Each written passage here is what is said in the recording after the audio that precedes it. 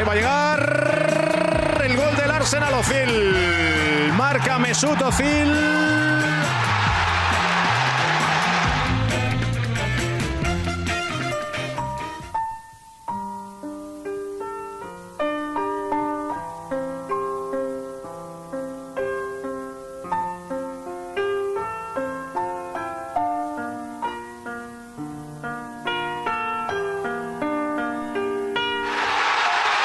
This is Arsecast Extra. Hello and welcome to another Arsecast Extra, as always, with James from Gunnerblog. James, good morning to you. Good morning to you too. It has just started pouring with rain in North London. It's a pathetic fallacy. Suddenly the skies have opened and it reflects, I guess, the general demeanour of the Arsenal fan right now. Yeah, look, Arsenal have lost their opening game of the season while Lucas Torreira posts pictures of himself at the fairground, sparking the president of Rwanda into a Twitter tirade against the style of football that we play. The Premier League is back, baby. It is back. And that's a kind of... The banter era never went away, did it? It just got a bit quieter and now it's back in full flow. It's like one of those... Is it like there's like this insect that only hatches every 39 years or something like that? Right. You think it's gone, you think it's dead, but then like every 39 years there's a great, what do you call it, like a flock of insects, not a flock, a swarm. They just come up from out of the ground, and that's where the banter era was. It was just hibernating, hiding away, but it's back in full effect. Holy shit. Yeah, Friday as the 24 hours, it was kind of like a game of Arsenal bingo, wasn't it? Where you were just ticking off things. Even things that sort of, we don't necessarily associate with the modern contemporaneous Arsenal, like being really vulnerable to set pieces and long throws. They reared their head again. A Friday the 13th as well. It was a kind of a greatest hits tour of all things Arsenal.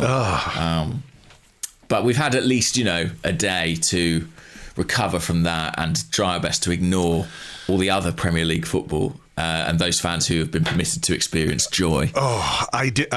I was unable to ignore it yesterday because I was in the kitchen cooking, so I was watching football on the iPad, and it was 1-1 between Man United and Leeds. I just sort of turned on at the start of the second half. Luke Ayling, former Arsenal man, scored a brilliant goal for Leeds United, and I was thinking, come on, that's it. You always like to see Manchester United suffer. Some things don't go away, and then Manchester United just fucking exploded in a flurry, a frenzy of attacking, pacey goal madness. And I was looking at it going, this is really quite depressing. And it's 5-1, having just paraded Rafael Varane before the game. They bring on Jadon Sancho at 5-1 up, and I'm thinking, how are we going to bridge this gap? They're 5-1 up and bringing on Jadon Sancho, and we were 2-0 down, bringing on Reiss Nelson to try and make something happen. And that's not a criticism of Reiss Nelson, but perhaps just a demonstration of where our squad is and was for this first game. I mean, it's pretty stark, isn't it? Yeah, and quite an interesting parallel, I guess, because if you go back about 3 or 4, 5 years maybe, Reiss Nelson and Jadon Sancho were being talked about in equal terms, really, as kind of two of the bright lights of English football. Yeah. And their careers have taken very different trajectories since then. Did Marcelo Bielsa ever play for Manchester United, by the way? Because honestly, his teams, when they go there, seem to sort of roll over like they're managed by Steve Bruce. It's quite incredible. I don't know what's going on. I mean, obviously it's the open approach just leads them being pulled apart. But no fun for any Arsenal fan. Not at all. So look, let's go back to Friday then. We're going to have to relive this, so everybody strap yourselves in and get ready. Well, let's start around lunchtime, shall we, with David Ornstein's tweet about the two players being out of the game. Well, that's far from ideal, isn't it? When you're two senior strikers, whatever your opinion of those strikers is, or how they're used, or where they're used, you don't want to go into the opening game of the season without them, without the captain. It's a real blow. I mean, what do you? How do you view their absences? Because as as with everything these days, there appears to be conspiracy theories attached all over the place. They're out through illness. It strikes me that given the world we live in right now, there's probably a fairly simple explanation as to why both of them might be ill. But yeah, I mean, what's your... Especially when you see, I think, is it Chris Wheatley who maybe has reported, well, they may be in line to miss next week's game as well. It doesn't take a great leap of the imagination to wonder why that might be. Obviously, illnesses and health are kind of private matters, and so I don't think the club are likely to disclose that, and certainly most publications I don't think will. Yeah, I mean, interestingly, I did go back and have a look, and when Mohamed El Neni and Sead Kolasinac both tested positive for COVID-19, it was reported on the Arsenal website, but both were on international duty at the time, so I don't know if there was some difference in protocol or whatever it might be that led them to report that. Like, I understand that as well, like health and what have you is a private matter, but we heard that Mikel Arteta had COVID back in the day, so I don't know if there's a difference, or if by not saying anything they're feeding into, without information, people put 2 and 2 together and sometimes come up with 5. And I'm not saying that's the case here, but, maybe clarity on the situation might have been useful. Yeah, I have to say I don't know what Arsenal's own kind of internal guidelines are at this point about what they will and won't disclose.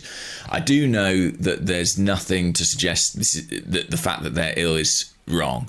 There's nothing. I read some pretty sort of scurrilous stuff about them going on strike and things like that on social media, and I have to say I've heard absolutely nothing to that effect.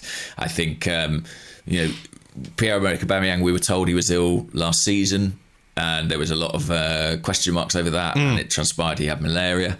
I think we can take at face value the fact that they've been unwell, but I think it's we talk about having to bring Reece Nelson on in the second half.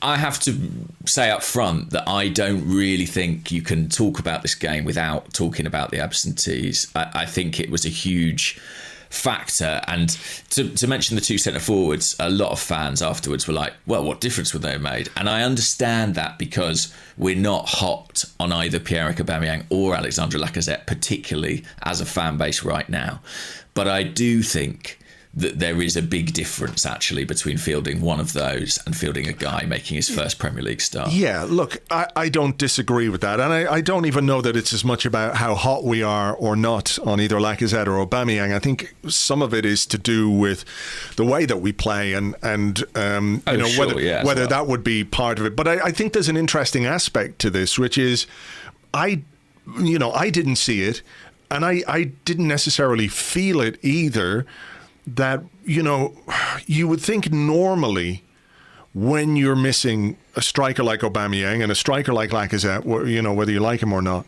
And Eddie Nketiah as well. And Eddie Nketiah, of course, yeah, who wasn't there. Like, normally I think that would produce a bit more of a freak out. You know what I mean? And the sense I got from the way the news broke and people's reaction to the news was kind of like, oh, well, I mean, this could mean, wow, we could get Balogun starting. We could see Martinelli starting. I think there was it's not like people were enthused by it, but it provided a bit more excitement about the game on Friday night. Now, I think there's also another side of this, is that one of the things that we do as a fan base, and I think all football fans do it to an extent, is when things aren't going well, you look to young players for the solution. They're the answer, because, well, we have to give them a chance at some point, and they've never disappointed us because they haven't really had the chance to yet. You know what I mean? I think we project quite often onto young players either a talent level or a readiness that isn't necessarily the case. And I think there was something to that, given what happened on Friday night. Like, Flo Balogun is clearly a young player with a lot of potential, but I watched him get bashed around by a couple of Brentford central defenders who, have obviously been playing at senior level for a long time, and they just sort of battered him around, and it showed you that, like, this is a young guy who probably needs alone, who probably needs to go and play regularly so he can deal with that kind of physical treatment. You know, when you're playing in the Premier League, even if you're playing in the Championship for a season, you're going to get smashed around a bit, and you learn, this is part of your development as a young player, is how to cope with that kind of treatment. Because a couple of times he got smashed, was looking around at the referee, and the referee was like, well, welcome to the Premier League, young man. You know? I think you're right. I do think, you know, one of the complaints at the start of the season is sort of, it all feels a bit familiar, and maybe the absence of those two strikers, you know, was something against that. It made us think, oh, we might see something fresh, we might see something different. I think maybe in that, this sort of callow, inexperienced nature of some of the players we put out there gets a bit lost amidst our excitement. And I think Balogun had a tough night on what was kind of almost a cup tie, you know, a newly promoted team, first time they got fans in their stadium. They were really up for it. The atmosphere was amazing, and it was a difficult, I'm going to say, atmosphere for some of those younger players, I imagine. Would I have expected more from some of the more experienced ones? Absolutely. But so with that in mind, the other thing to say is, I guess there were preparations, right? I guess Arteta was planning on a game plan which may or may not have worked, but that would have involved certainly one of Aubameyang or Lacazette.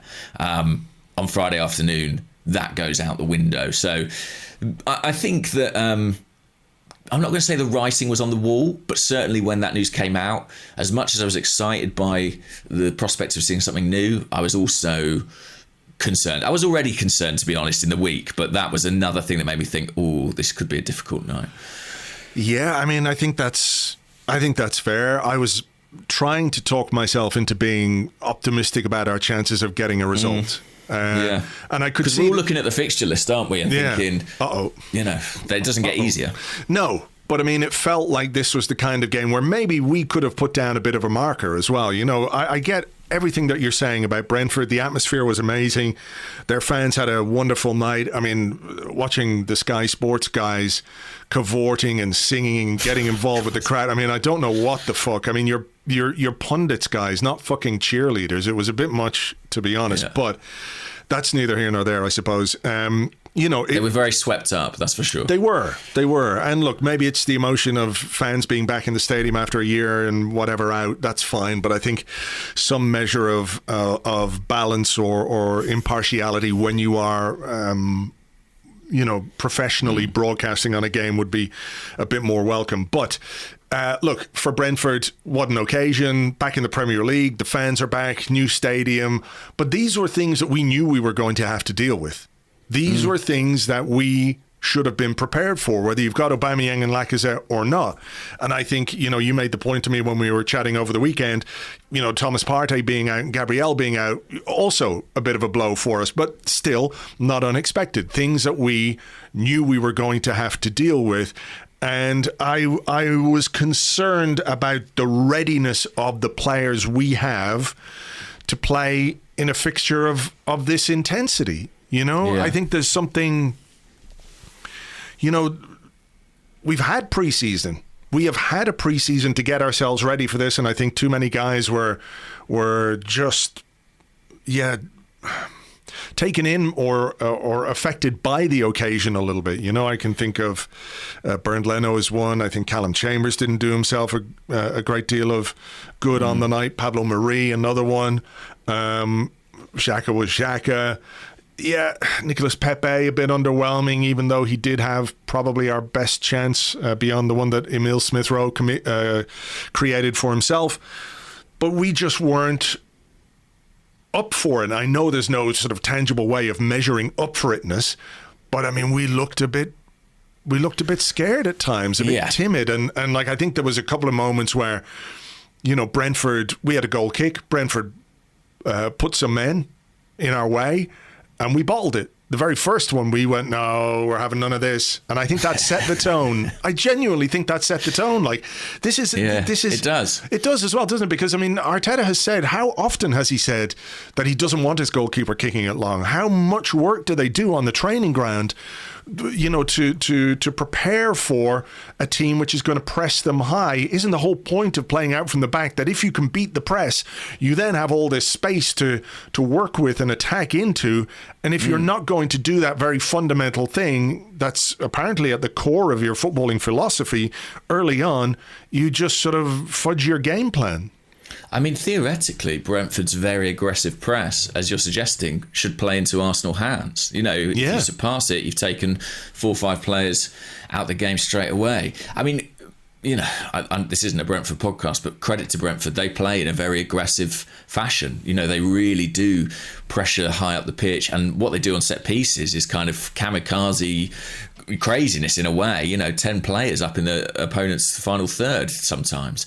But, they take a risk. And it paid off for them in a big way in this game. And Arsenal do feel a little risk averse. I think physically we were second best on the day in a lot of respects. Yeah. I kind of thought the first opening period was sort of relatively even, but once Brentford took the lead, I never had any great conviction that Arsenal would come back into it. I mean, before we get to that, given the absentees, did you have any complaints about the starting lineup?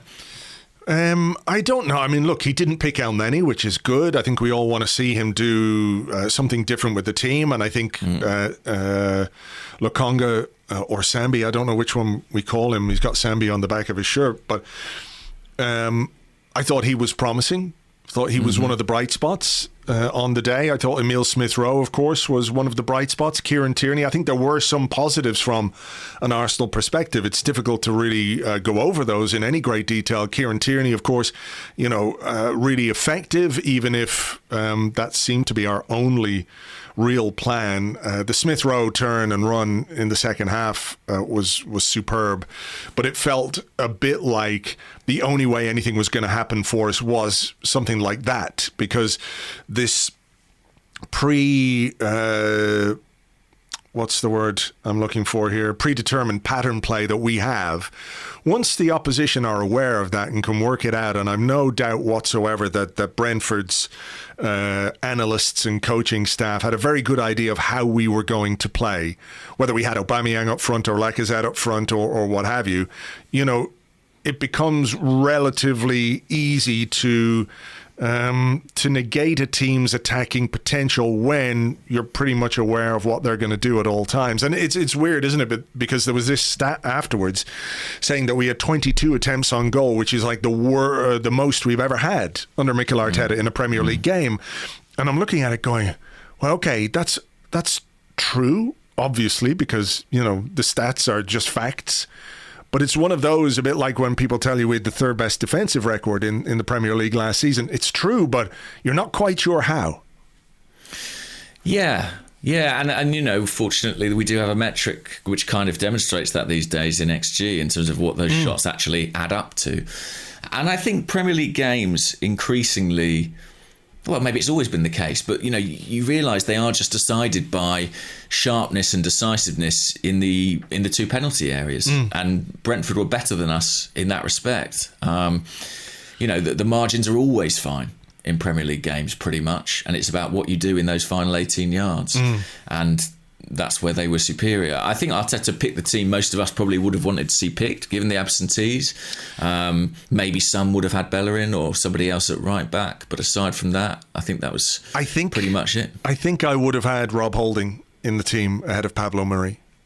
Right, yeah. Was he on the bench, Rob Holding? He was on the bench. And I think as time goes on, I think the Pablo Mari transfer stands up to less and less scrutiny. I think the more we're seeing of him, the more he's basically just a backup central defender, and that's all he should be at best for Arsenal. Arteta's very wedded to this idea of a left-footed centre-back, isn't he? I think that's why Marie's starting. But he's played David Luiz there previously. Yeah, and you don't need a left-footed central defender there. You can and many teams do play with two right-footed central defenders. I don't want to have this discussion about the two left-footed central defenders again either. But look, I don't think he is. He came into this game off the back of a really iffy pre-season, and I don't think he was particularly good in this game. I thought he was the better of Arsenal's two centre-backs, I will say that, with a heavy heart. I thought Ben White had a really, really difficult night. He did, but there was a video doing the rounds. I thought he really got battered by Ivan Toney in the air. Yeah. There was a video doing the rounds which shows, look, it was relatively 50-50 between them. I think Toney might have won 4 out of 7 aerial duels with Ben White, so it was 3 out of 7 for Ben White. But yeah, look, he did have a bit of a difficult night, and Pablo Mari's strength is in the air. He's a big guy, so that's where he should be able to put himself about a bit. But I just don't know as a footballer if he doesn't look comfortable when he's taking the ball off the goalkeeper, and some of that might be to do with the way the goalkeeper is giving him the ball. And I'm sure we'll talk about Bernd Leno in a minute, but. Yeah. To watch the two players 15 minutes into the game shouting at each other, screaming at each other because, one didn't like the pass that another played to him. It's just like, guys, just shut the fuck up and get on with the game. There's an uncertainty there which I think transmits itself not just to our players but to the opposition as well. You can see that, and you know that yourself. If you play football and you can sense a weakness in a team, it's something that you try and exploit, and I think Brentford did that. But I am that player people try and exploit, so I know all about that. But yeah, just on White, I mean, I think he'll go on to be a very good player for Arsenal, and I don't have any issues with the signing. But I do think, as debuts go, this was a really difficult one. I take your point about it being even with Toney, but I don't know if he's even 6 foot. And, Ben White's facing the play when those balls get launched 60 yards up towards him. You would want him to do better than he did in those situations. I think that's fair. And I think you're right. It's clearly an area he needs to improve, I would say. It was an inauspicious debut for Ben White. But look, maybe I'd rather a guy who came in and didn't get hyped to the max straight away like some defenders have, and he'll prove himself over time. Like a slow grower, a song you hear that you're not quite sure of at first and you grow to love it. So hopefully it's a bit like that. I think he will. I think he's clearly a really good footballer. But, Sky were very big on the whole he plays in a 3 thing. And I do think that was kind of interesting, but there was a question about that, so maybe we'll come back to that later. Yeah, maybe we will. Okay, let's talk about the goals. The first goal, Callum Chambers, not great defensively. No. Not good at all. No. Because it's funny as well, there's this question of did the ball go out? And it's like, well, Chambers is trying to keep it in. So it's a bit rich for us to complain about it being out. He was actively trying to keep the ball in play in that moment. Yeah, I don't think we can, that's not have the any issue. grievances about that. That is, and then the speed at which he gets out towards Sergio Canos, I think, is slow, basically, and that player is always going to come inside onto their right foot from that position, and it feels a little bit too easy for my liking. What about the goalkeeper in that scenario? Do you have any sympathy for that? I mean, there's this, the old adage that you should never get beaten at your near post, which I think is unfair. Sometimes you can get beaten at your near post because a shot is too good, too powerful. There are times, and I'm thinking of Manuel Almunia here, that where you would look at a goalkeeper being beaten at his near post as dodgy, but maybe this one not quite in the most egregious example of that. Yeah, I mean, you have that reflex, don't you, when it goes in the near post to look at the keeper. And I actually had a couple of texts of people who know a lot more about goalkeeping than me who said, well, you won't be happy with that. But I think that's a little harsh, actually. I think it's flashed in right at the near post. He's a little bit unsighted. I think it's a very, very good save if he keeps that out. What do you think? I think you're right. I think if he does keep that out, it's an amazing save. I think the issue for me is really how easy it was for Sergi Canos to take the shot. The defending wasn't good enough. Chambers wasn't out quick enough. He wasn't tight enough. He showed him onto his right foot. just no. The defending was really poor. I don't think it really feeds into the overall Leno narrative in any positive way, though, because I think he's a player about whom many people have growing doubts, and I think that's quite reasonable. He looks a bit broken. He does not look like the goalkeeper he used to be, and I'm not saying he was ever the best goalkeeper around, but he was certainly a more confident goalkeeper, a happier goalkeeper. His shot stopping, and he showed this in the game itself, in fairness, with a couple of good saves, was always, top notch, really. He's made some incredible saves for Arsenal, but I worry about where he is. I just worry about his. I don't want to speculate on his mentality. He doesn't look like he's happy, and I think when he's got the ball at his feet, I think his decision making is increasingly erratic. And I wonder if that, is feeding into some of the issues that we have as a team as well. Going back to that exploiting the weakness thing. I had a bigger issue with Leno on the second goal, I've got to say. But I think I take your point about the general issue. I kind of think we all know that it's not a settled position. We all know that he's got 2 years left on his contract. There's no talks about an extension. Arsenal seemingly don't want to extend it. I don't think the player necessarily does either. They have spent the summer chasing another goalkeeper who clearly I think would be sort of a potential heir to Leno.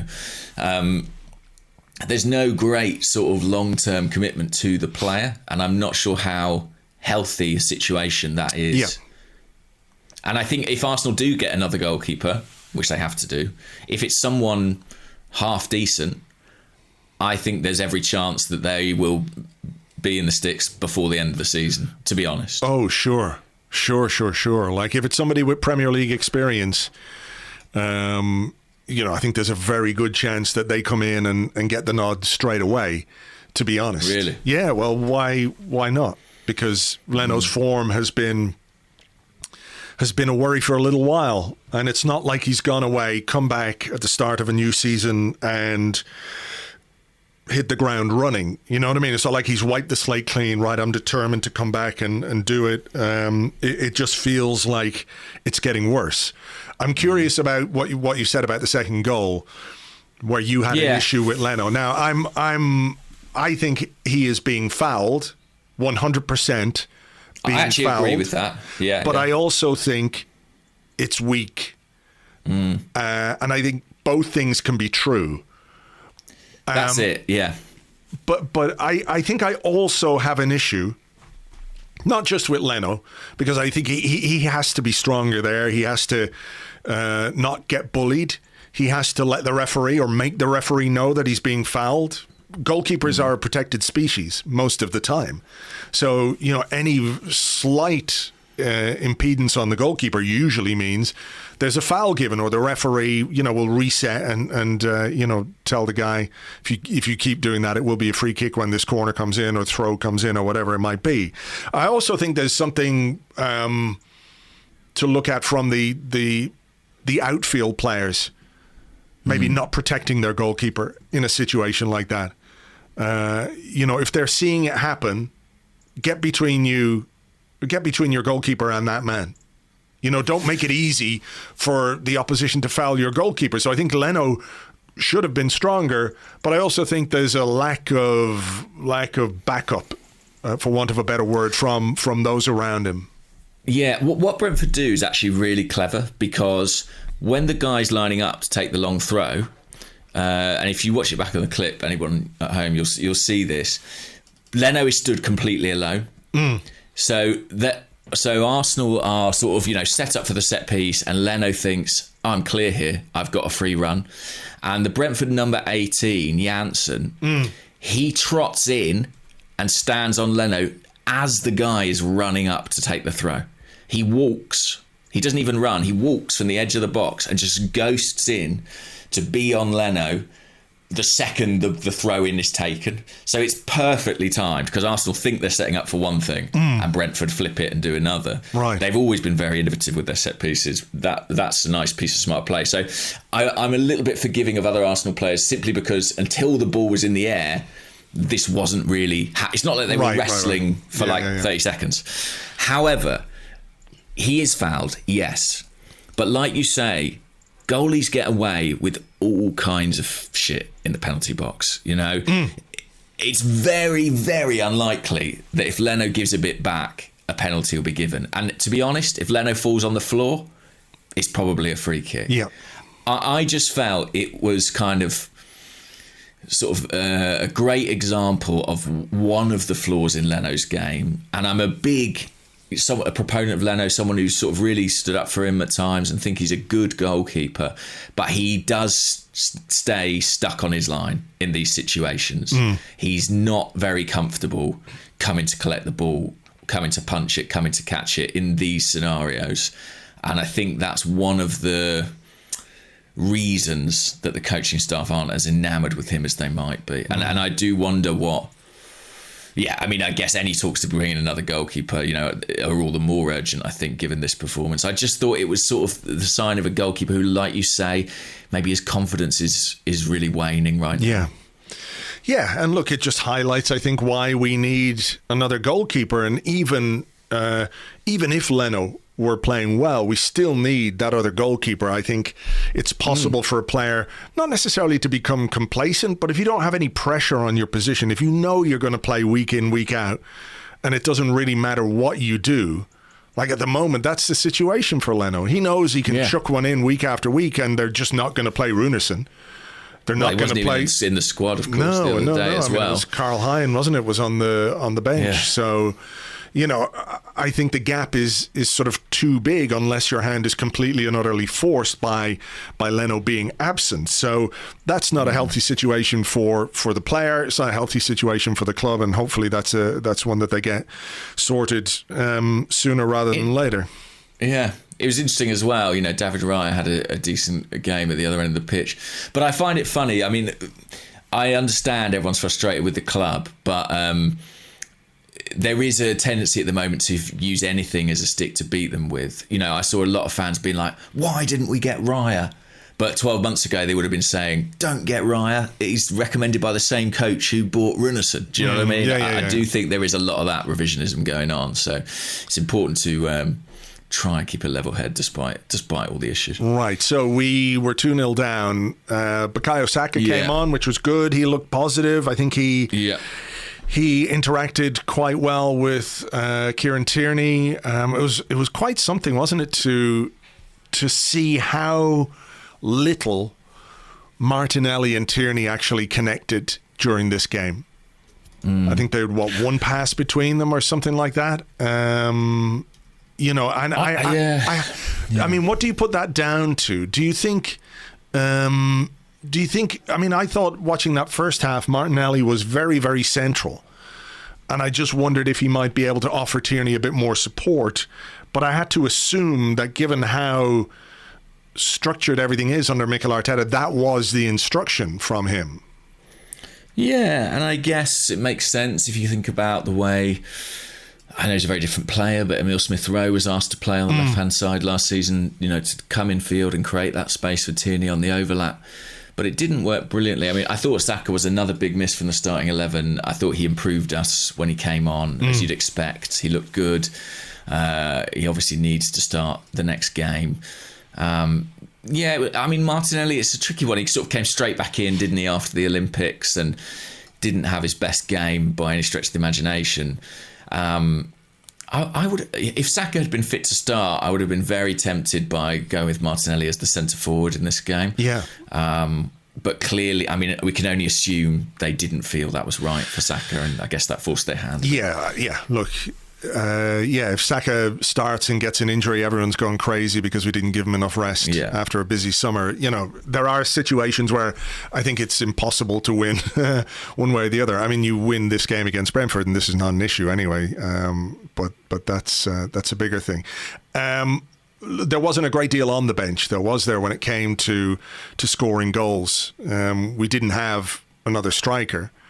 I think the changes that we made was Saka on for Balogun, wasn't it? And then Reece Nelson comes on, and like I said, it's not a criticism or anything like that of Reece Nelson, but this is a player whose last Premier League start was in July last year.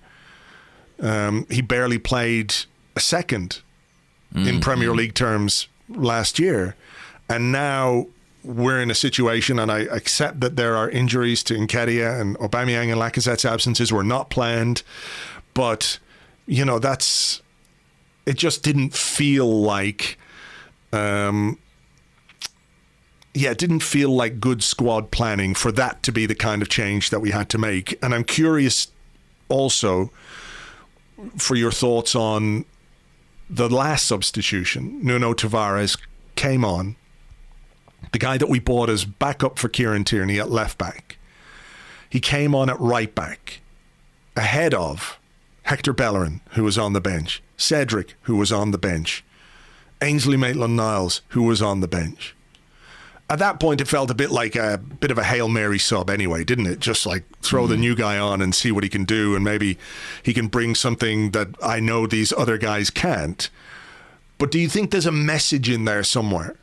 Does it say anything to you about the other options at right back? Is Mikel Arteta sending a message upstairs, as can often be the case with the way that managers use their squads and use their players, to send a message saying, look, I've started a guy at right back who was poor, isn't really a right back, and isn't really a good fit to play right back for 38 games in a Premier League season for Arsenal. I've got 3 alternatives on the bench, all very experienced, in fairness. Bellerin, hundreds of games. Maitland-Niles, 150-odd professional games. Cedric, hundreds of games for club and country. And I'm going to bring on a left back ahead of all of them. That felt, there's something to that, I think. Yeah, I mean, I'm a little bit wary of that, only because there's still 10 minutes of the game at that point, and you're still trying to get something. Do you know what I mean? It's not just an exhibition at that stage. Yeah. I think rather than just directly sending a message, I think it tells us more about his feelings about the other options. That's for sure. And we kind of know that anyway. He was very reticent to use Cedric at all in the second half of last season. Bellerin wants to leave the club. The club wouldn't necessarily be opposed to that, but only if they felt they had an adequate replacement. And Maitland-Niles, just feels like he's on borrowed time, right, at this point. So, yes, it was striking to have 3 right-backs available and go for a left-back was very unusual. I actually thought Tavares did pretty well. Yeah, I thought he justified his selection. Yeah. He was full of enthusiasm, certainly, and physicality. He's really clearly a strong boy. And I liked him. And he's more two-footed than I would have imagined, more two-footed than most left-backs. But, yes, that was curious. And I do think if you look at right-back, Chambers didn't cover himself in any glory on the night. I have thought for some time it's probably one that Arsenal won't get to, but I would love them to. I really think it would be good if they can. We had a question. I might as well just do it now because we're sort of in that ballpark, and it came on the Discord, and I'm just going to look for it here. It comes from... actually, there's a couple of them. The one from Woody on the Discord. He says, has the Brentford game made you rethink our recruitment priorities? And Philip Ibrahim says, is right back now a priority in the transfer market? Is having 5 much worse than having 4, particularly if the 5th is actually good? It depends how you feel about what happened last season. I mean, Mikel Arteta alluded to this in his press conference on Friday about the balance of the squad being sort of unhealthy, I think might have been the word he used last season. And I do think there is a but a real keenness to avoid what happened last year with paying players that you can't even register for use. I really think they don't want that. Is having a fifth right back worse? Like, would having a good right back be better than having 4 right backs just arsing around for a season? Yeah, but I think you've got to think about the financial dimension to it as well. I know what you mean. Look, all of this is dependent on being able to move players on. And as we have seen so far in this window, with basically 2 weeks left, it is a major problem for Arsenal. Not just for Arsenal, in fairness, but it feels particularly acute for us, doesn't it? And it's hard to know where the line is between this being like a market problem and an Arsenal not being very good at selling players problem. Well, fortunately for Arsenal, it's difficult to be exactly sure. I suppose what you could say is it's a problem that predates the pandemic for Arsenal. But a lot of the staff have changed in that period of time. But Arsenal have never been particularly great at this. But it is a huge problem. It is the kind of dam preventing Arsenal's all the change we want to see happening. And right back is the clearest, maybe the most obvious example, simply because we've got so many of them. And I'm dubious about our chances of getting any of them out, to be honest. Bellerin is the one who you'd think would be most desirable to other clubs, but there's not been a realistic bidder coming close to matching the asking price yet. Are we in the area now where it's more and more likely that a load of loan deals will happen? I think so. Is it better for loan deals? Like, people will go, Bellerin goes, we're only sending him on loan, and they might have an option to buy him. People might go crazy about that. But is that not better? At least if you're going to make room in the squad for another player, perhaps another arrival, is it not better just to make the space, even if you are, in some respects, kicking the can down the road a little bit? Yes, I think it is, and I think unfortunately, I think that is what will happen. I think we'll see a flurry of loan deals, not just from Arsenal, but from lots of other clubs. People just sort of shifting players' wages onto other people, basically. And with the right back situation, to be honest, even 4 is too many to carry through a season. Yeah. Right. So that's got to happen somewhere along the line. And you'd think. I've always thought Bellerin and Maitland-Niles were the likeliest ones to go, and I still think they're probably the 2 that we might be able to get out. So then we'd have to buy a right back, would we? Or not? Well, we wouldn't have to. We wouldn't have to, but like... I'd like us to, for sure. Yeah. But, conversations around Arsenal this week is probably the first time I've heard the letters FFP floated. And I have to be honest, I don't know the ins and outs of the finances, but I think there is a concern at Arsenal. I don't think they can just spend completely freely without bringing some money in. And I don't think they can keep adding salaries to their books without shedding some. Well, yeah, of course, that makes sense. All right. Okay. Right. Well, is there anything else you want to do in part 1? Anything else you want to talk about from the Brentford game? In particular, beyond it being a hugely disappointing, underwhelming start to the new season? No, I don't think so, really. Don't think there's any issues we've failed to cover. No. I mean, I thought, if you're looking for some positives, I thought Smith Rowe was good. I thought Lokonga looked pretty decent, to be honest, in a Premier League debut. And I thought Tierney was good. Saka looked good when he came on too, but it kind of ends there for me. And no great surprises, I guess, in the identity of some of those players.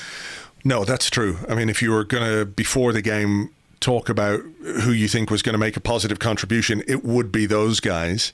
Maybe Martinelli and Balogun didn't quite take the chances that we had hoped or the way that we would have hoped, but I think there are also mitigating factors in that respect. And I'm sure the way we play is going to come up in the second half of the show when we do some questions. So let's take a break right here.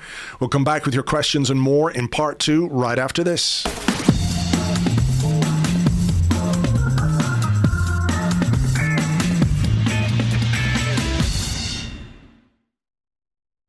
Welcome back to the Arsecast Extra. This is part 2 of the show where we answer the questions that you sent to us on Twitter at Gunnerblog and at Arseblog, and also on the Arseblog Discord chat server, which you get access to if you are an Arseblog member on Patreon. Would you like to go first? Will I go first? How do you want to do it? New season? Let's have this one. I'll go first. Okay.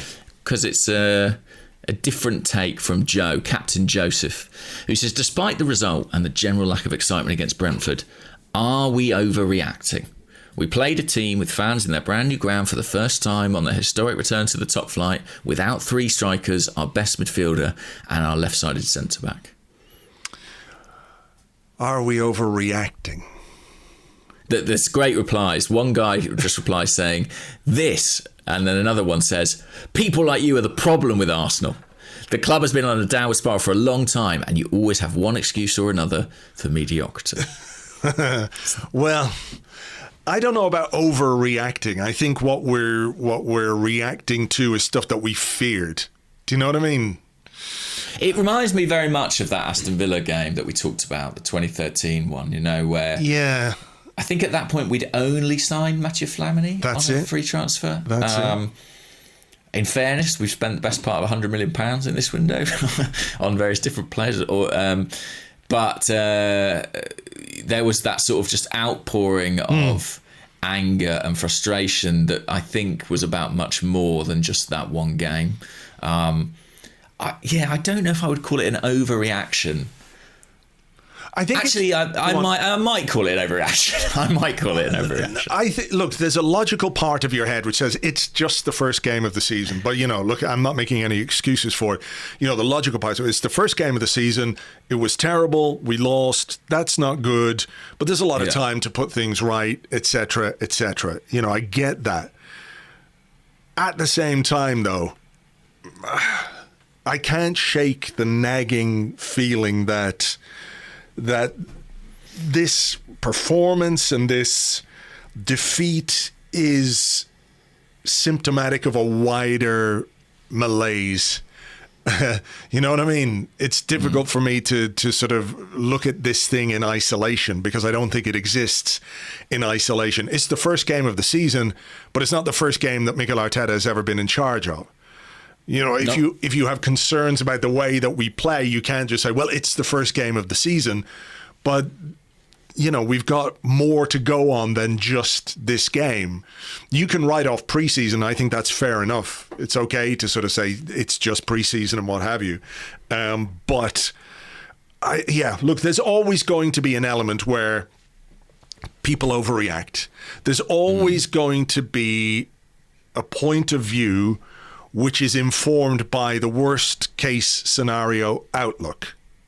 I get that. It's easy if you have concerns and you see Arsenal play like that against Brentford, I mean, it's not going to do anything other than confirm to you anyway what you think or what or what you suspect or fear or what have you. You know what I mean? So I don't think it's an overreaction per se. I think there's maybe a bit more going on behind the scenes than we know. I'm not 100% sure on that. But nothing about what we did or how we were prepared for a new season was in any way encouraging. So if people want to vent and if people want to let off some steam, I think that's fair. To be honest, I don't think it's fair. I mean, look, you can go too far one way or too far the other way. Like people are saying, there's nothing to worry about, or that's wrong, and people are saying everything is everything is shit. They may have a bit more truth on their side, but there are people who go too far on both sides. But there wasn't a great deal to, beyond the couple of positives that we mentioned in almost throwaway style towards the end of that first half, and we know what they are. I was disappointed by the way we started the season, both in terms of personnel and in terms of our readiness and our approach. We don't look like a team that's fully fit, fully sharp. We didn't really compete physically. We were scared by their intensity, and that's not good. Those things are not good. So I understand if someone wants to say, well, that's the first game. There are some issues. I think, if we go into that game with Aubameyang, if we go into that game with Partey, if we go into that game with Gabriel, I think we're stronger, and I think we're probably better, and I think it's a more competitive game. So that's not an unreasonable position to take. But, yeah. Yeah, I think I can understand why Arsenal lost this game. I really can, because of the absentees, because of the way Brentford play. I think better teams than us will get beat at Brentford, actually. Not all of them, but some. But I think it was just sort of confirmed. It was confirmation of many fans' worst fears, I suppose. And so that leads to the outpouring. Where I do think we have to be careful, and it's tricky because I mainly take the temperature of this stuff through social media, and that is not the best indicator. But like last night, for example, when the news came out that Tammy Abraham was going to be going for a medical with Roma, and I put out a tweet, I just said, this is something I previously reported. Arsenal really like Tammy Abraham, someone they would have liked to bid for, but they've not been able to sell their strikers, therefore it won't happen. And there was such an outpouring of like, Edu must be sacked. How has he not managed to sell Lacazette? This is a disgrace. But when I reported that Arsenal were interested in Tammy Abraham a couple of weeks ago, the reaction was, well, we don't want him. And I do feel a bit like the David Raya thing. There's this sort of curious thing where it's like the atmosphere is so negative that things get twisted to be negative about the club. You know what I mean? Yeah, I know what you mean. I do know what you mean. That you can't win either way. But I think everything feeds into the fears and concerns that people have. Like we were saying in the first half, is Arsenal not selling players, more of a market issue, or just the fact that Arsenal are not good at selling players, or Arsenal are actually really good at accumulating players that are very difficult to sell? I think you're right. Yeah, exactly. I think it's much more that. Yeah, you're right to say that this is not necessarily a new thing, because, how many times did Nicholas Bentner go out on loan? And we literally could not sell him. Danielson, somebody who went on loan for, 2 or 3 years. These are issues that we have had. Joel Campbell, that kind of thing. These are issues that we have had down the years that, we don't seem to be getting any better at managing. And I think it all ties into perhaps a better recruitment strategy and, trying to shape the squad in a certain way. So,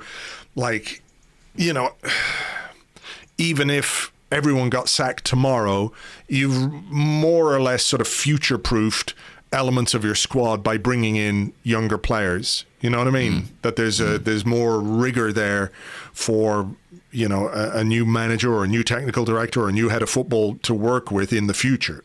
So that's part of it. But I can't help it, but it's my nature to look at the business, for example, that we have done in this window and say, well, we are doing that. We are getting better. And to sort of see an upward trajectory rather than just a downward one. I appreciate, things are bad and they may get worse, but the wisdom of the decisions seems to be slightly improved. Yeah. Even as far as selling Joe Willett, for example, some would say that's some will say that's a positive example of things we might not have done previously.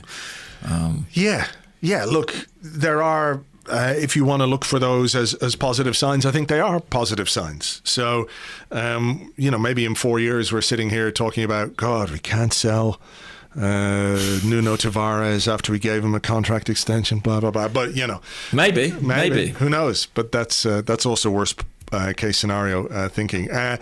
Here's a question from James B, who's at James AFTV on Twitter. He says, "Hi guys, Arteta once said that he soon expects everything to go bang for Arsenal. Now, whether that's an explosion or an implosion, we'll have to wait and see. But he says, does an upgrade in player quality suddenly make it all come together? I'm starting to think that even with a world-class number 10 and striker, we'd look toothless in attack. More eyes on Mikel." What's the question? Sorry, does an upgrade in player quality make things go bang? Yeah, does that what will it take to make it go bang? Is it just an issue of player quality, or is it, in part due to the way that the manager is setting up his team? I'll tell you my concern about Mikel Arteta's tactics. My concern is they require really excellent players. Like, I think if he was coaching that Manchester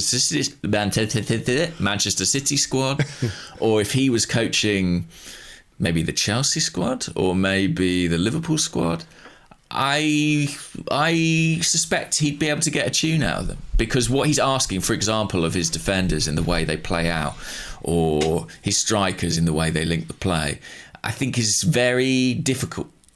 And so, is there an upgrade in player quality that would make it go bang? Yes. Is that upgrade in player quality realistic, given our current position, given the market, given how much it would require us to do? Possibly not.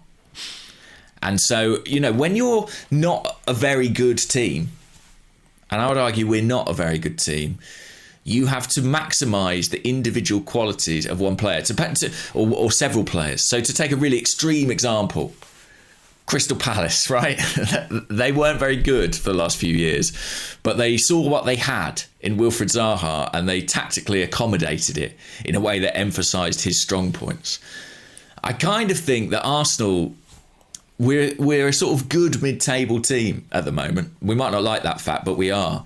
And so we need to look at our players who are really effective, really dangerous, and construct a team that maximises what they do, rather than trying to impose a broader identity. I don't think we have the general squad strength to successfully achieve. Right. That's my opinion. Okay. That's interesting. Because I would say that we do have some high quality players. Mm-hmm. That if you're telling me, well, you're not telling me, but, we have in attack, we've got Smith Rowe, we've got an elite goal scorer in Pierre-Emerick Aubameyang, and we're not necessarily using him in a way which maximizes his strength, because we're attempting to put in place this broader structure. Lacazette can score goals. Saka is fantastic. Nicolas Pepe, a really talented player who we've seen, contribute with end product, but in terms of his overall influence hasn't necessarily been consistent. I think even if you take that, what you said about Mikel Arteta there, that the way he wants his team to play might work better with better players, I think that could be true. But it's true of every coach, to be fair. I think so. That's what I was going to say. And I also think that if after 2 years, we're into his third season. I know his first season was only a half season, but he had last season. We're now into his third season as a coach. If you're not getting what you should be getting from the players you have with the approach that you're taking, maybe you need to rethink the approach to some extent. And look, sample size is really small from this season, of course. We've only played one game, and we played it without our two main strikers, and we played it without our most influential midfield player. So I have some sympathy in that regard. We still created 22 chances, and I put those in inverted commas, so there were 22 attempts on goal rather than 22 chances. That makes it sound much, much better than it was. I take all that into account. I just feel like there is There's something to what's the word? Rigid about what he is looking for from his players. Here's an example. You know the chance that Pepe had late in the game? I can't remember it. It was a move, got it down the left. I think it was Tierney, or it could have been Saka that cut it back. Yeah. Pepe arrived in the box in that position that he has done at times, took a low shot and caught it really well, first time shot. It was a good save. It was a really good save from David Raya. That is a really impressive passage of play. If that ball goes in the back of the net, people are saying, look at that football, that's brilliant. We moved it quickly, we got it forward, we cut it back, there's a guy arriving in the box, and the finish was fantastic. You can find pleasure in the precision, but outside of that precision, there isn't anywhere near enough to cause the opposition any kind of stress. It's like when you're playing a boss in a video game. That after a while, you recognize the moves that they have, and you go accordingly. You know what I mean? Like the first few times, he stomps, he swings his weapon, and then you step back, and then when he's turned around, that's when you can hit him. Bang. Yeah, and that's what we're kind of like. That once you work out those patterns, there isn't much else, and that's why something like the Emil Smith Rowe chance in midfield, where he took the ball on the turn, like just dragged it beyond a couple of defenders, drove towards goal, took a shot, keeper made a save. It wasn't the strongest shot, but those kind of things really stand out because they're so rare. But we're so reliant on somebody like Smith Rowe or Saka. Like at points last season, the tactic in a game that wasn't going well was, well, give it to Saka over on the right-hand side and see what he can do. You know? So there isn't enough variety. There isn't enough freedom of expression, I think, in the way that the players play. And I think that there maybe needs to be more balance in that, because it's good to have those patterns, because when you work them out, it's like the automatisms, isn't it? You know where the guy's going to be, move the ball, move yourself, get into the spaces, and if it comes off, you're causing them problems. But outside of that, there's just I just feel like it's far too rigid. And I think that is in some ways a hindrance to us scoring the number of goals that we are going to need to score. Yeah. So I don't know if if you intend this, but I think we're actually agreeing in that. I think, to put it really basically, my current opinion on this, and it will change, I'm sure, because moods do and opinions do, is that Mikel Arteta would like Arsenal to play Manchester City football, but that Manchester City buy the best players in the world to make them able to do that, and that actually that rigidity requires such high levels of individual quality. I mean, Kevin De Bruyne is a beautiful football player, but he's like the Terminator or something. He's like an incredible football robot in my eyes, in that he fits the structure. He does everything you would want of him tactically, and he executes it to perfection.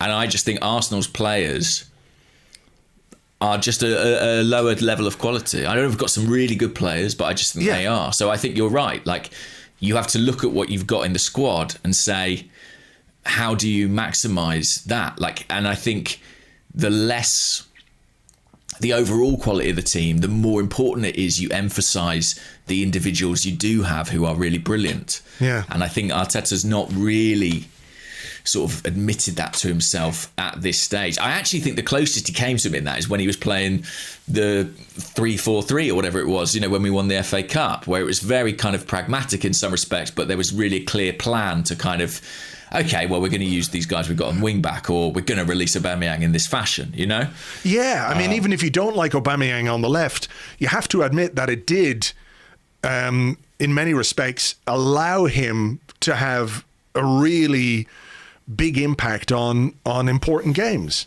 Like maybe he didn't get into enough goal scoring positions, and I I'm not saying I want to see Aubameyang on the left. I really don't. I think it's a waste. But in that system, it put him in positions where, like, do you remember there were a couple of videos doing the rounds? It might have been between the Man City semi-final and the final in Chelsea, where there was this almost identikit movement when Maitland-Niles, I think, was playing at left back, and we were going forward. Maitland-Niles made an inside run. Tierney made a run on the outside, I think it was. I can't remember the exact details. And there's space for Aubameyang to cut inside on his right foot and shoot and score a goal or have a chance or whatever it was. And the two videos were sort of mirrored together, and it was basically identical, the movement and the position of the players and the way they were running. So I think that was maybe a system which got the best out of our best player, or certainly allowed him to score 2 goals in a semi-final against Man City, 2 goals in a final against Chelsea and win us the cup. But I mean, is it not a fool's errand to try and play in a way, I mean, as much as you might desire it, as you think it is the right way to play, if it's, even if it's aspirational, if it's ambitious, is it not a fool's errand to keep trying to do something that clearly you don't have the players to do? Yeah, and I don't think whatever happens this summer is going to sufficiently change that. We're not going to be a different enough team to what we were last season. And what I would say is also this: watch Match of the Day. There were a lot of goals in the Premier League this weekend. Yesterday, certainly, on Saturday. Hopefully there'll be more today, and Man City will put them all past Spurs. But watch those goals yesterday and see how many come from perfectly constructed, intricate moves with triangles down the flanks. Not that many. Plenty are off set pieces. Plenty are off balls that are chucked in the box and someone kicks it and it goes off somebody's arse, and or someone just lobs a ball forward and a guy makes a run that breaks the pattern, breaks the shape. Chaos factor is a huge element in any goal, and I just think Arsenal aren't throwing enough dice, basically. Yeah. I agree. Which, look, I don't want to talk about Joe Willock in that aspect, but I think... Yeah, no, I mean... That's why, what he is. Yeah. He's a big cup of dice. Yeah, he is. You might roll some sixes with him. You never know. Yeah. Oh, okay. Is it your question or my question? I'll ask this. I think it's interesting. Aaron Stewart, do you think both the fee and the lack of reported bids from other teams for Ben White has led to more difficult negotiations for other targets?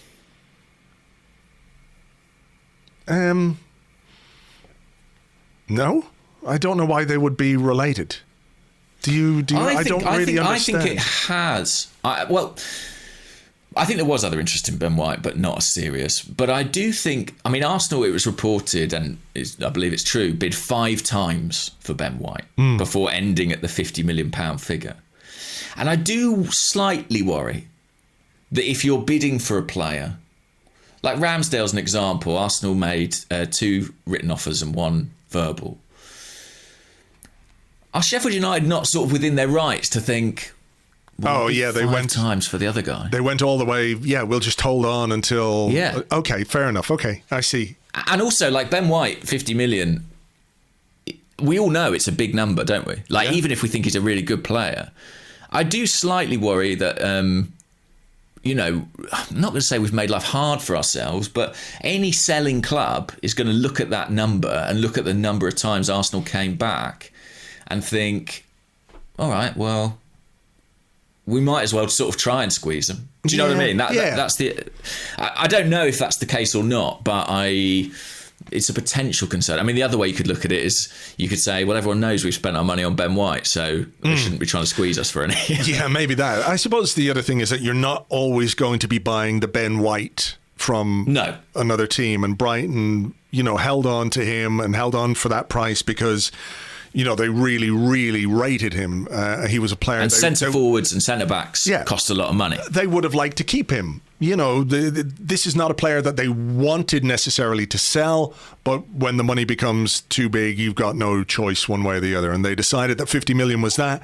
And I don't think every player, like even You know, you look at someone like Tavares. He was sort of on the outs at Benfica a little bit. It didn't Even quite work Odegaard, out there. maybe, you know, Yeah. was left out of the squad at the weekend. Maybe it won't be as difficult a negotiation. Yeah, I mean that's an interesting situation. I'm pretty confident that one is going to be done. You know, he's left out of the squad completely for Real Madrid's first game against Alaves. Look, you can never say, as we both know with experience, you can never say with any 100% certainty anyway that a deal is going to happen. But if I had £100 right now to live on during the week, I would bet 99 of those pounds that Odegaard will sign for Arsenal. Now, that only leaves me £1, and maybe I can get a loaf of bread. No, he probably can't even get a loaf of bread. Tin of beans, maybe. I don't know. I'll have to go hungry for the week if it doesn't happen, but that would be my own fault. I feel pretty confident that this one is going to happen. Are you ready for Mr. Arsenic TM to tweet out Andrew Mangan prepared to go hungry? He is so confident. Arseblog to eat a can of beans. Arseblog to feed off one can of beans forever for the rest of the week because he is so confident about Odegaard transfer. Yeah, I just feel confident that this one is going to happen. So and look, we talked about being more attacking, being more creative, and I do think, as we've just discussed, I think there are fundamental issues with the approach, with the system, right? And I think there are. The manager needs to address that side of things, but I also think good personnel can make some of the difference as well. And I think Odegaard is a really good player. I know some people are a bit cold on him, and they would have preferred Maddison or whatever it is, but I like the player. I think he's got a good eye for a pass. I think he gives us a bit more in the final third when it comes to. I think Smith Rowe, what he gives us is quick passing and movement. I think what Odegaard can give us is a bit more incision or incisiveness with the final pass. So I'm happy if we get this one done, because again, going back to what we said a bit earlier, that even if it all fucking falls apart for Arteta, even if it goes wrong and he gets sacked and a new manager comes in, I think Odegaard is basically a future-proof signing. He's not a signing that another manager is going to come in and say, well, look at this 32-year-old at the end of his career. He's 22. He's been at Real Madrid for a few years. It hasn't quite gone the way he wanted. I think this is a player with a lot to prove. I also think that if people's opinion of Arsenal right now is that it's not great, it's not, the team isn't good, we're not playing particularly good football, I don't know how snobby we can be about the kind of player that we can bring in. Realistically, who out there, if they're much, much better than Martin Odegaard, is going to want to sign for Arsenal? No, nobody. Nobody's coming to us at the moment without European football. And I think what we get with Odegaard is a player of potential, at the right age, with something to prove. He's been at a big club where it hasn't quite worked out for him. And I think the ingredients are there for that to be a kind of successful Arsenal signing. Let me just make something very, very clear when I say this. I am not comparing him in any way to the likes of Thierry Henry, Dennis Bergkamp, Mark Overmars, players like that. But these are players whose, this is a story that's been written at Arsenal before in terms of a good young player has gone somewhere, hasn't worked out, and they've come to us and flourished. And I think that the ingredients are there for Odegaard to do that at Arsenal, whether it's under Mikel Arteta or some other manager or whoever. Yeah, I like him. And when we talked earlier about what could make this team go bang, as it were, I do think that the likeliest thing is a kind of dramatic improvement in some of our young players. And, you look at the likes of Saka, Smith Rowe, and I think Odegaard has that potential as well. He really could improve with us and contribute a great deal. While we were far from perfect in the second half of last season, I think having him and Smith Rowe in the team together definitely did improve the creativity aspect. So I hope that one gets done. Okay, here's a question from... Okay, where is it now? I know it was on the Discord. Okay, it comes from... Oh, God, I can never read the names because I copy and paste them into a text document and the font is too small. Quizino says, giving a player that should have left 2 weeks ago the captain's armband in the first game of the season shows that the club have got no plan of what they are doing. Agreed? Your thoughts on... is it just to sort of spark the debate on the Xhaka being captain thing? Yeah, I read your blog about that when you mentioned that this morning. I think it was this morning. Yeah. And I had no issue with it at the time, I have to say. I thought, he's, the de facto leader and the captain's not there, so makes sense to stick the armband on him. But reading what you wrote this morning, which I'll paraphrase, but basically, you said that it's maybe giving it to Kieran Tierney would have presented... actually, you say what you wrote because you know better than me. Okay, what I wrote, I said it wasn't the biggest issue. I'd like to have seen him captain the side. Xhaka is more senior, but he had his chance and blew it quite spectacularly without wanting to relitigate that whole thing again. I think there were more reasons for that, which isn't to excuse him. I said the redemption arc narrative is strong, but I think making Tierney captain would have transmitted something new, fresh, and that people could get behind. He plays with all the technical and emotional qualities you want. He leads by example on the pitch. And while I understand the external perception of Xhaka is different from the internal one at the club and in the dressing room, which I think is important, it still feels a bit retrograde or something. And I just felt like that was a missed opportunity. I can understand it. Arteta trusts Xhaka, has a lot of faith in him. We've said before that, the way he is perceived in the dressing room and among his teammates is certainly different from the way some fans would perceive him. But, without Aubameyang, without Partey, he wanted his experienced man in the armband for all that it matters. I just think there would have been something nice, something new, about recognising the leadership that Tierney could provide. All the talk about when David Luiz left, well, who's going to be the leaders? Who's going to be in this leadership group? And new leaders emerge. And maybe if one of your leaders is David Luiz, you're not going in the right direction anyway. So I just would have liked to have seen it. I just think there was something a bit safe, a bit boring, a bit unambitious. Unambitious is the wrong word, but I just would have preferred to see Tierney. Now, look, the bigger issue, of course, was the team that he picked, and he picked Lokonga over El Neni. So that's a much more important decision, I think, than who wore the captain's armband. But, I don't think it makes any kind of tangible difference to the result, certainly. But I do think that the messaging that comes out of the club is really important at the moment. And one of the things I've banged on about is trying to tell a story about, something fresh, something new, investing in young players, being a developing team. I think that's a way of sort of buying a little bit of patience, maybe. And I think naming Tierney captain rather than Xhaka would have played into that. So I've kind of come round to your perspective on it. I think it would have sort of marked a slightly different era in a time where we're looking for clues that we might be in a different era desperately. Yeah. That could have been an indication. By the way, shout out J. Emmanuel Thomas, who's just scored his first Aberdeen goal, smashing in a volley from outside the box. Nice one. He's at Aberdeen now. Wow. He's moved to Aberdeen, so he's going up in the world of Scottish football and continuing to show his really frustrating level of talent. He is 30 now. Wow. Yeah. Wow. Nice guy. I interviewed him last season or in the spring or early summer, and he's a very mature character now and seems very determined to kind of make a career for himself in Britain after spending a lot of time in Asia. So hope it works out for him at Aberdeen. Wow. Okay. All right. Here, can I ask you this one? Because I think this is quite an interesting question. I know it's your turn, but I want to ask this one. It comes from Dazzy Pepper on the Discord, who says, something I've been wondering for a long time. Why do we not just blast as much money as necessary to pry away Leicester/Brentford, etc., scouting and analytics department?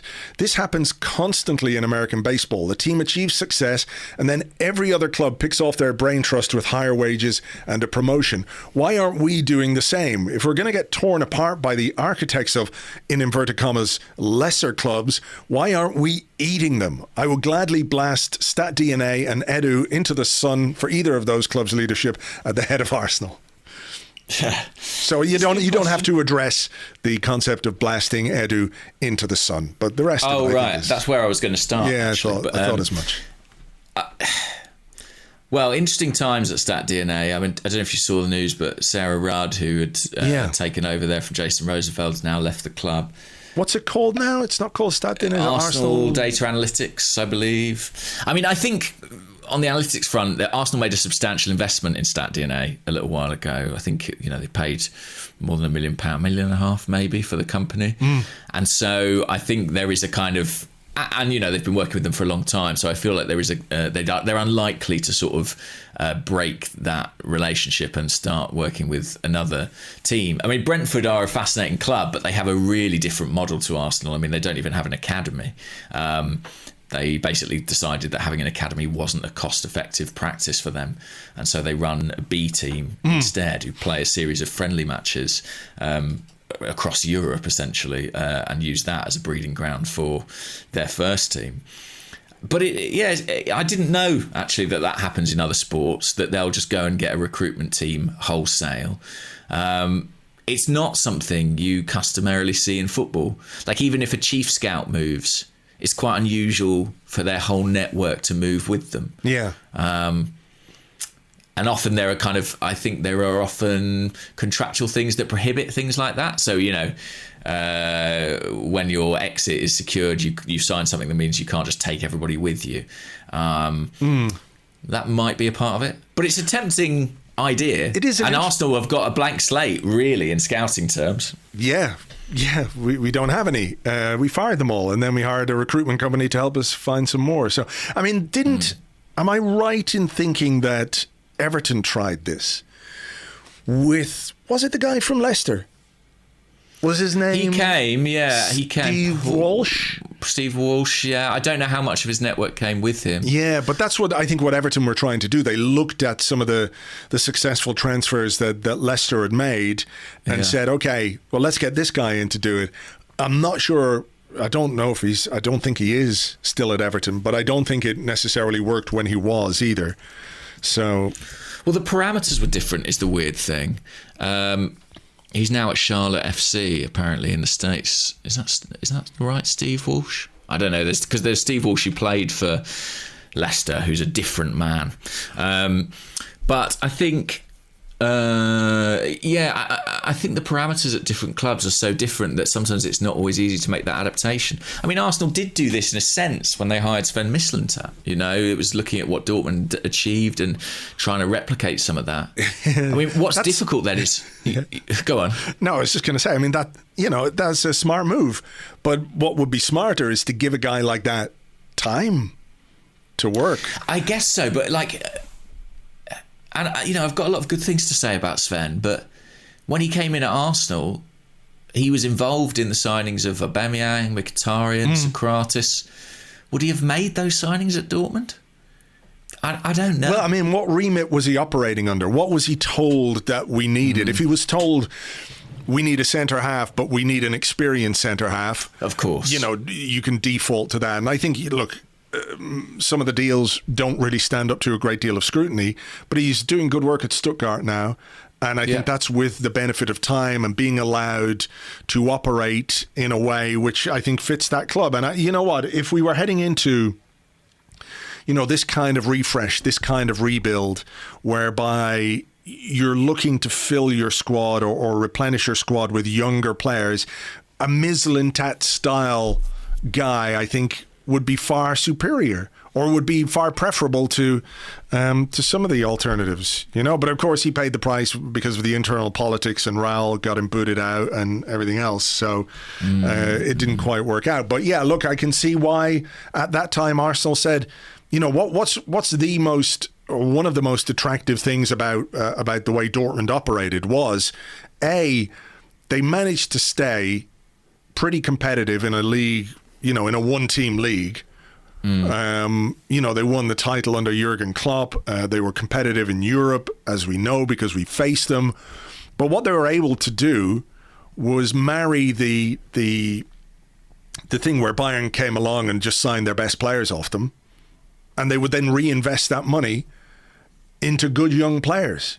So it was their recruitment plus scouting, I think, that was really impressive from a Dortmund perspective. And if Arsenal were looking at that and saying, well, you know what, we'll bring in some young players, and if they do well and bigger clubs come and take them, then we'll just get other ones. I could see why they went for that, but they never gave it a chance to work.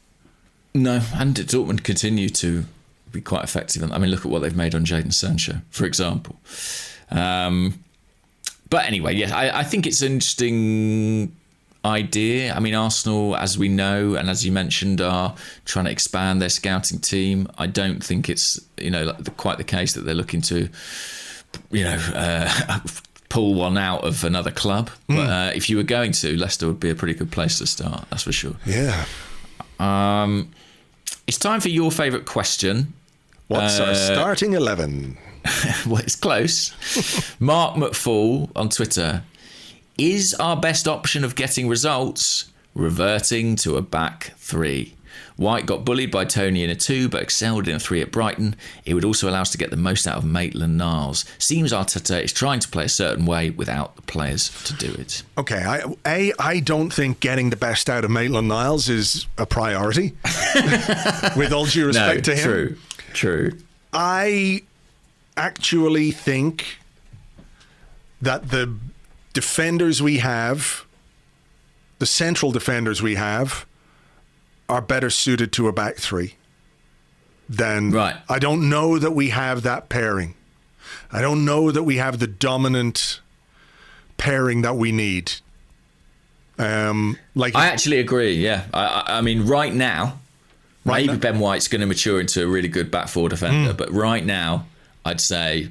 Yeah, we look better in a back three, I think. And you know what as well? I'm not 100% sure what the best back three combination would be either. But Andrew, you hate the back three. I don't hate a back three, really. I hate a back five. Like, I think you can play, and I've said this before, that you can play 3 at the back and be an attacking team. Mm-hmm. You know, you can play a 3-4-3. Much of that is incumbent on the 2 that you've got, either side of the back 3. But I'm not 100% sure, like, what the best combination would be. Like, is Ben White the guy to play on the right of a back 3? Is Gabriel the guy who can anchor it? He did that a bit last season, didn't he? I think he played there a couple of times. Is Kieran Tierney your left-sided centre half? The role that he kind of plays for Scotland, and we've seen that when he does play there, he can still get forward. So where does that leave you in terms of the left-hand side? Is Bukayo Saka that guy on the left-hand side? So I mean, I do think there are some issues, but I agree with the contention that the defenders we have are more suited to a back 3 than a back 4. And to be perfectly honest, it would not surprise me one bit if we played with a back 3 against Chelsea at the weekend. No, it wouldn't surprise me either. It feels like it may be the pragmatic solution. I mean, Callum Chambers looks like a back 3 player to me rather than a back 4 player. Ben White currently does. There are Tierney, you said, can play in that role very well. If we want to really get the most out of Maitland-Niles, this is our chance. I think there's a lot to be said for that formation. I think we would have fared better against Brentford with it because they went with 2 up top, right? And it really gave us problems. And I think other teams are going to look to do that against Arsenal. So there will be times where we may even have to adapt to it in the course of games. Ask Tierney to tuck in and try and accommodate it. I wouldn't be averse to it because Chelsea look like quite an ominous team, I think. They look strong this season. And it was nice of Thomas Tuchel to formally announced that Romelu Lukaku will be available and likely to play against us. Well, I mean, I think that's another reason why we might go with a back 3 because if Romelu Lukaku sticks himself on Ben White and they start launching diagonals and long balls towards him, I fear for our young defender friend. I think we've got Rob Holding as well, who can play in a 3. Yeah, let's not forget. He can. So yeah, look, I think that is potentially something that Mikel Arteta is going to have to consider. The profile of player you need at centre half now to play with a back four, allied with the kind of system that Mikel Arteta wants to play, or appears to want to play anyway. We don't have those players in the squad right now. We don't have them. So if we're talking about playing in a way which maximises the players that you have, maybe that's something he's got to think about. So... yeah, let's see. Okay, what are we like in time? Right, we've got time for just one more, and then I'll announce the winner of the book competition. Oh, great. This one, it comes from Twitter. It comes from Tom Woolsgrove, who's at Desmond_Dex. And he says, do you believe Arteta messed up by saying he was unsure if Aubameyang was in decline or not? I just don't understand how he would not refute that assumption, even if he believes it may be true or not. I don't know if you saw this, but there was a question put to him by a journalist in the embargoed section of the press conference where he asked him, do you think that, paraphrasing, do you think that Aubameyang, at his age is a player in decline, or do you think he can, recapture his best form? And he said, I don't know. And then he said, look, last season it was difficult to measure whether it was a trend or a one-off. Hopefully our job is to get the players the best that they have. We know that with Aubameyang we are stronger. He scores goals, and that's one of the most important things in this game. So... That's the way that the context. He said, I don't know, last season everything happened individually, collectively, it was difficult to measure a trend or a one-off. It's quite a strange thing to say, isn't it? Yeah Especially if you're the guy who sort of convinced him to sign a 3-year contract and was very forthright about that being the right thing. It's quite an odd thing to say. I saw some people talking about his press conference demeanour in general, and that there was an air of, I'm not going to say surliness, but maybe he wasn't quite as upbeat as you should be at the start of a new season. Do you have any... I think there's a bit of frustration, not just with the manager, but within the club generally, about not being able to make as many changes as they would like. I think there was a kind of uniformity of a consensus that there could be quite substantial change at Arsenal this summer, and I think everybody miscalculated and misjudged how difficult the window would be to move people on. And my impression is that there's a bit of frustration around that. As much, I know we're frustrated about that on the outside, but I think they're frustrated about it on the inside too. Maybe they're more at fault for it than us, but they definitely are. Yeah. Well, we had no part in it. No, nothing to do with us. But yeah, I think, maybe that's why. I mean, who knows? Who knows what they knew about Aubameyang and Lacazette at that point as well when he was giving that press conference? I'm not entirely sure about the timing of that. I still think it's a weird answer. It is a weird answer. Yeah, he could easily have just done. Look, he had a difficult season last season, but he's trained hard. He's training well.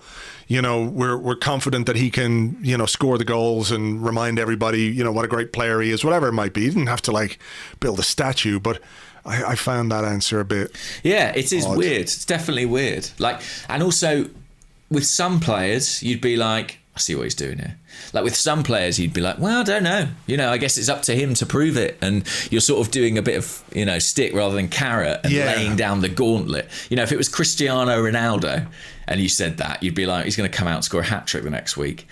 Nothing we know about Aubameyang makes me think he is that player who responds to that sort of management, It's all about him being in the right place. Is he happy? Is he playing with joy? I think all that stuff really matters in this particular case. Yeah. doesn't seem to be a great deal of joy at the moment, but hopefully that is something that he can recapture, and we as fans hopefully can recapture as this season goes on. It has started in an inauspicious manner, an underwhelming manner, but hopefully we can pick things up from here. James, we did a podcast last week about your book, which was great, and we had a lovely reaction to it, loads of entries to the competition and loads of kind comments about the interview itself. So thank you very much indeed for all of those. James has got a couple of the signed copies of The Champ and The Chump to give away. The random number generator did its thing, and the winners are Binu Rajan and the wonderfully named Horatio Wilson from Amsterdam. That's what he said. Wow. Horatio Wilson from Amsterdam. So well done to you two guys. I will get in touch with you and we'll get your details and I'll pass them on to James and he can get the books out. You've had a bit of a media frenzy weekend doing some interviews and what have you? Yeah, I just wanted to say thanks so much to everyone for the lovely feedback we had about the podcast, about the book. It was really, really nice, and I think it struck a chord with a lot of people. And thanks to everyone who's bought the book or messaged me to say they're enjoying it. I massively appreciate it. And I'll reiterate my plea, which is that if you do enjoy it and you can leave a review where you bought it, apparently that really helps other people find it. So thank you so much. I really appreciate it. All right. And I'll get you the signed copies out ASAP. Groovy. Okay, well, look, we've got a long week ahead to stew over Friday night. This is where midweek football is actually useful because you can sort of get back on the horse. Yearning for Dundalk. Yeah. We're yearning for Dundalk right We've now. fallen off the horse and now the horse is just standing there doing a massive big horse crap on us for the next 7 days, whatever it is, until we play again. Is it Sunday for Chelsea? It is, isn't it? Sunday, yeah. Home game. I mean, look, a home game, fans back in the stadium. I am looking forward to that aspect of it, if nothing else. Yes. Bags of rotten fruit at the ready as well. Okay, right. Look, thank you everyone for listening. Much appreciated as always. Enjoy your Sunday. We'll talk to you during the week and we'll catch you on the next one. Bye-bye.